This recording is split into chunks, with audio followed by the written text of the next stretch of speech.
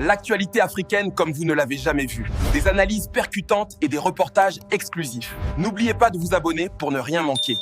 Abonne-toi et active la cloche de notification pour ne rien manquer de l'actualité africaine. L'AES existe, je crois que c'est le premier bilan. Pendant un temps, il y avait l'interrogation, ils pourront partir, ils ne pourront pas partir. Aujourd'hui, l'AES est une réalité indiscutable au niveau de l'Afrique de l'Ouest. Je crois que c'est déjà un acquis pour une structure pour laquelle beaucoup de gens doutaient si elle va exister ou pas. N'oublions pas que l'AES est née d'abord sur le plan sécuritaire. Et sur ce plan sécuritaire, tout le monde reconnaît qu'il y a des avancées au niveau de chaque pays avec des armées qui montent en puissance, mais surtout avec cette force unifiée au niveau de l'AES pour pouvoir combattre ensemble le terrorisme qui est une des raisons des difficultés dans lesquelles ces pays-là se trouvent. Donc sur le plan sécuritaire également, il faut reconnaître qu'il y a une avancée qui a été faite. On voit des avancées sur le plan économique puisqu'il y a une banque confédérale qui a été mise sur pied, qui va devoir s'occuper des questions de financement à l'intérieur du pays pour éviter le financement étranger, puisque tout le monde sait ce que nous vivons avec les prêts qui nous créent plus de problèmes qu'elles ne nous apportent des solutions. La dette est un véritable problème pour nos pays. S'ils parviennent avec leurs banques à pouvoir financer des activités au niveau de la Confédération, ce sera un pas important sur le plan économique. Bon, sur le plan diplomatique également, on a vu plusieurs fois des déclarations signées par les trois pays, c'est-à-dire une politique extérieure commune sur un certain nombre de problèmes. Donc, incontestablement, l'AES est là aujourd'hui au niveau de l'espace ouest africain. Et quels sont les acquis majeurs, selon vous? Pour moi, un des acquis les plus importants au niveau de l'AES actuellement, c'est la remise en cause de la forme de coopération qui existait entre les pays africains de façon générale et les pays anciennement colonisateurs ou occidentaux de façon générale. Il est vrai que la question de la souveraineté n'est pas une nouveauté sur le continent africain. Il est vrai que la question du panafricanisme n'est pas une nouveauté sur le continent africain. Mais ils l'ont porté à un niveau où je ne crois pas que quelqu'un l'a déjà porté jusqu'à ce jour. Et ça, il faut le reconnaître, c'est un acquis qui est là, qui est indiscutable. Partout aujourd'hui, on parle de souveraineté sur le continent africain. Partout également, on parle de monnaie, même si sur ce côté-là, il y a encore beaucoup d'hésitations à tous les niveaux. Mais on en parle également, quitter la monnaie, le franc CFA, etc. Il y a tout un travail qui est là, qui a atteint un niveau qu'il n'avait jamais atteint auparavant. Ce n'est pas la première fois que des débats sont posés sur le fait qu'il fallait quitter le franc CFA, il fallait une monnaie ouest-africaine, il faut une monnaie africaine. Ce ne sont pas des éléments nouveaux, mais ils l'ont mis sur le marché d'une façon qu'on n'a jamais vu quelqu'un d'autre le faire auparavant. Et depuis sa création, l'AES a marqué une rupture notable avec certains partenaires traditionnels, notamment la France. Selon vous, comment cette réorientation diplomatique a-t-elle défini la politique étrangère des États membres? Au niveau de la politique étrangère des États membres, c'est clair que tous les trois pays sont des anciennes colonies de la France. Il y avait des relations privilégiées avec la France, comme on l'appelle de façon diplomatique, mais bon, le privilégié allait plus dans le sens d'une France qui profite de ses anciennes colonies que de relations privilégiées où les deux parties profitaient véritablement de ces relations.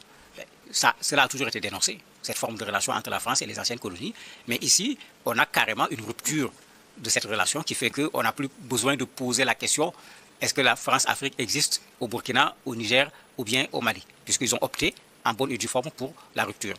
Elle n'est pas seulement sur le plan militaire, parce que c'est la rupture qu'on a le plus vue avec le départ des forces françaises, mais elle l'est également sur le plan économique. N'oublions pas que la compagnie française n'est plus dans ces pays et c'était un marché pas négligeable pour cette compagnie. Donc ce n'est pas une rupture sur le plan militaire seulement, c'est une rupture également sur le plan économique, mais bien sûr une rupture sur le plan politique et diplomatique. Ces pays n'ont pas à s'aligner sur les positions de la France comme la France l'a souvent fait. Je me rappelle quand Mitterrand demandait aux pays africains de défendre à l'époque par rapport à l'hégémonie africaine la spécificité française.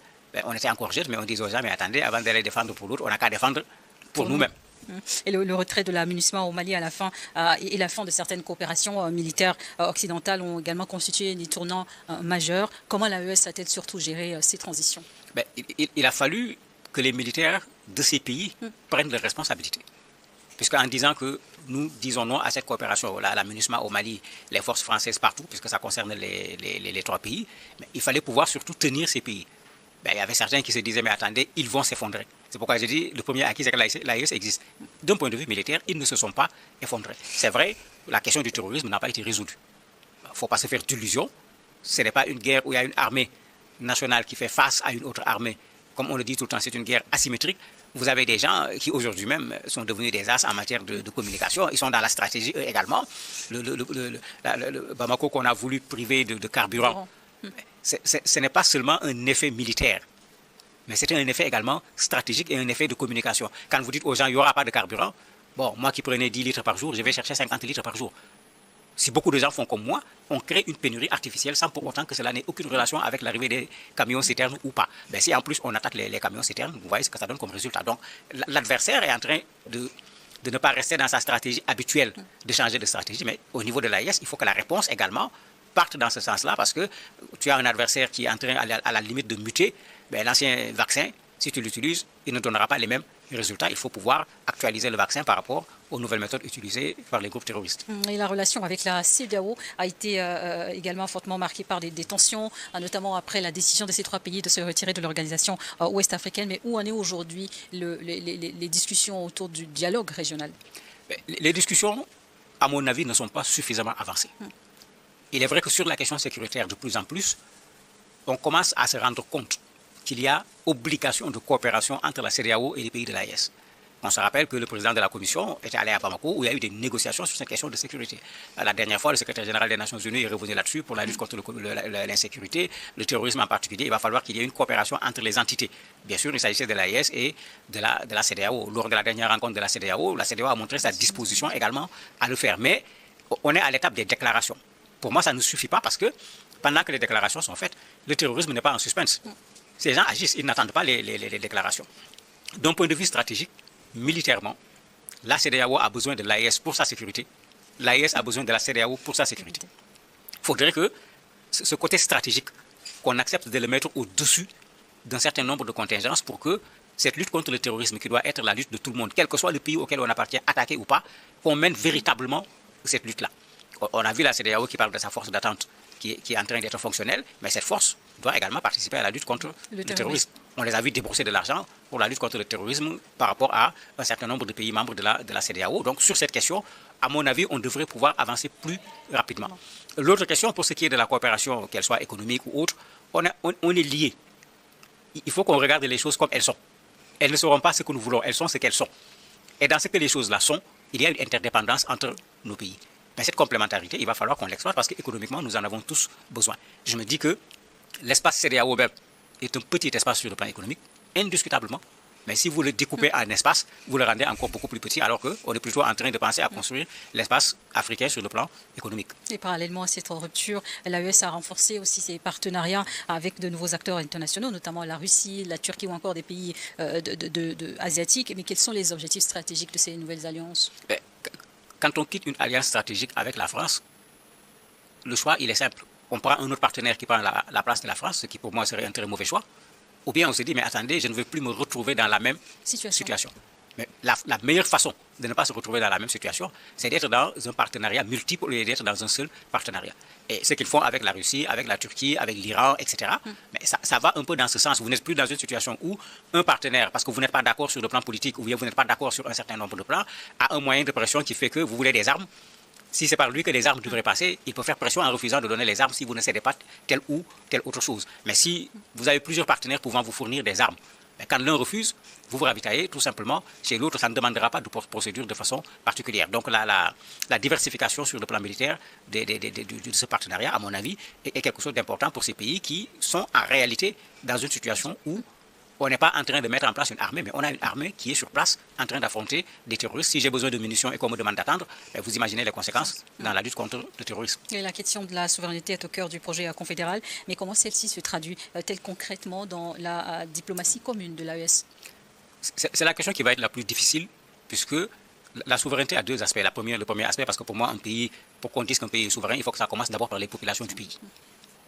On ne peut pas dire je suis souverain par rapport à l'étranger alors qu'à l'intérieur on ne l'est pas. La première chose, c'est la souveraineté qui appartient au peuple, que ces peuples deviennent souverains. Et quand je dis un peuple souverain, c'est un peuple qui sait ce qui se passe dans son pays, qui a les bonnes informations, qui est dans la transparence, etc. Ce peuple peut porter ses leaders pour une souveraineté à l'échelle internationale. Parce qu'on aura besoin de ce peuple pour porter cette souveraineté-là. On a vu ce que les jeunesses africaines ont fait par rapport à cette question de la souveraineté en la réclamant aux dirigeants de nos pays. Cela me semble extrêmement important. La deuxième chose, pris individuellement, ces pays auront plus de difficultés à assumer leur souveraineté que si ces pays se mettent ensemble. S'ils le font plus à travers la CEDEAO ou bien à travers le continent africain, ils seront davantage entendus sur cette question de la souveraineté de nos États sur le plan international, parce qu'il faut le dire clairement, le système international, comme on l'appelle, est tel que nous ne sommes pas seulement défavorisés, nous ne sommes pratiquement pas pris en compte parce qu'il a été mis en place. Une bonne partie de nos pays n'étaient même pas indépendants à l'époque. Donc il faut remettre en cause ce système, parce que la souveraineté, c'est également ça, remettre en cause ce système pour que Trump sache que nous sommes des pays.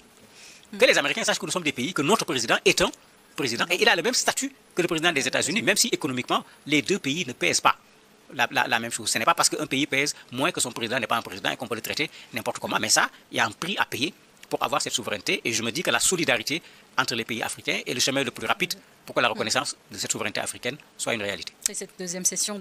Merci de nous rejoindre sur Débat Afrique. Votre participation compte, alors n'hésitez pas à vous abonner et à commenter.